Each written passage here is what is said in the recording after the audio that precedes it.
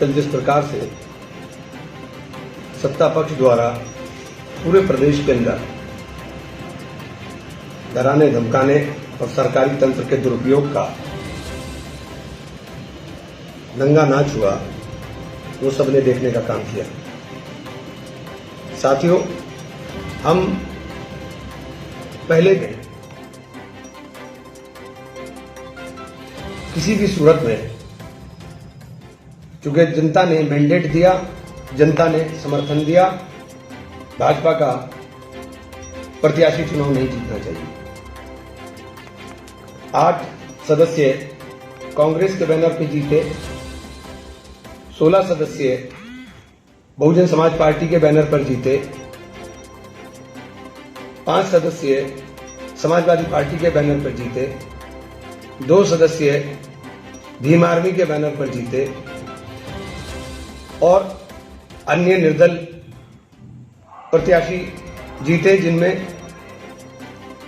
3 निर्दल प्रत्याशियों द्वारा कांग्रेस के साथ आकर चुनाव लड़ाने की बात की। इस प्रकार हमारे पास 11 और 5 समाजवादी पार्टी के पास 16 प्रत्याशी हमारे हो गए थे और 16 बहुजन समाज पार्टी के थे। सब लोगों ने मिलकर हमने तय किया था कि भाजपा के विरुद्ध हम मतदान करने का काम करेंगे और हम उसी बात के ऊपर अडिग थे। बसपा द्वारा हमारे साथ मिलकर के चुनाव लड़ने की घोषणा पत्रकार वार्ता के अंदर हमने की और नवीन घटाना को, उनकी माता जी को, शिमला देवी को प्रत्याशी बनाने का ऐलान किया। उस पर समय हमारे साथ 16 और 11 27 लोगों का समर्थन खुला था और भीम आर्मी के द्वारा उनसे बात की जा रही थी कि वो भी भाजपा के विरोध में रहेंगे। इस प्रकार 29 और 5 समाजवादी पार्टी के उनके जिलाध्यक्ष द्वारा मुझे कहा गया कि साथ रहेंगे, तो 5 समाजवादी पार्टी के, इस प्रकार से हमारे पास 34 मेंबर हो रहे थे और 34 मेंबर के ऊपर 49 में से जीत में कोई संशय नहीं था। लेकिन कल जिस प्रकार का घटनाक्रम घटा, वो लोकतंत्र के लिए बहुत ही दुर्भाग्यपूर्ण है। एंड टाइम के ऊपर प्रत्याशी द्वारा विड्रॉ कर जाना बड़ा ही आश्चर्यचकित करने वाला घटनाक्रम था। लास्ट मोमेंट पर कांग्रेस जिलाध्यक्ष को हमने लगाया, अध्यक्ष जी वहां पर पहुंच गए और जद्दोजहद के बाद एक नामांकन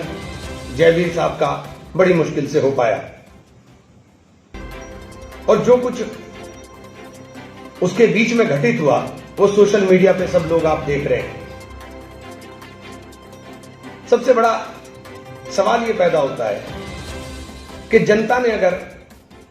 चुनकर के भेजा है और चुनकर भेजा है जिस विचारधारा के खिलाफ, जिस सरकार की नाकामियों को जनता ने गुस्से के रूप में इजहार कर करके आपको वोट दिया, आपको यह अधिकार नहीं कि आप अपने वोट का इस्तेमाल उसके साथ करने का काम कर सके। ऐसे लोग, जो लोग पैसा लेकर के बिकने का काम कर रहे हैं, उनको बेनकाब करने का काम, मैं सबसे कहना चाहूंगा, उनको बेनकाब करने का काम उनके वार्डों के लोगों को करना पड़ेगा, उनके वार्ड के लोगों को दबाव बनाना पड़ेगा कि किसी भी सूरत में भारतीय जनता पार्टी का प्रत्याशी यहां से जीत करके नहीं जाना चाहिए। भारतीय जनता पार्टी के प्रत्याशी की हार सुनिश्चित कराने के लिए सामाजिक दबाव की जरूरत है और सबको, जो लोग बड़े बड़े दावे और बड़ी बड़ी बातें करते हैं, बड़े बड़े दावे और बातों से काम चलने वाला नहीं। हमने जो पहले दिन कहा था उसी स्टैंड के ऊपर आज भी कायम है कि हमारा मत भारतीय जनता पार्टी के विरोध में जाएगा, किसी व्यक्ति के पक्ष में नहीं, किसी व्यक्ति के विरोध में नहीं, लेकिन भारतीय जनता पार्टी के विरोध में जाएगा, क्योंकि भाजपा की नीतियों के विरोध में हम खड़े हैं और एक सशक्त विपक्ष की भूमिका के अंदर हम लोग खड़े होकर के इसका निर्वहन कराना अपने साथियों से सुनिश्चित करेंगे और अपने सहयोगी दल के जो हमारे मोर्चे के अंदर शामिल दल है उनसे भी कहना चाहूंगा कि आप अपने अपने सदस्यगण के ऊपर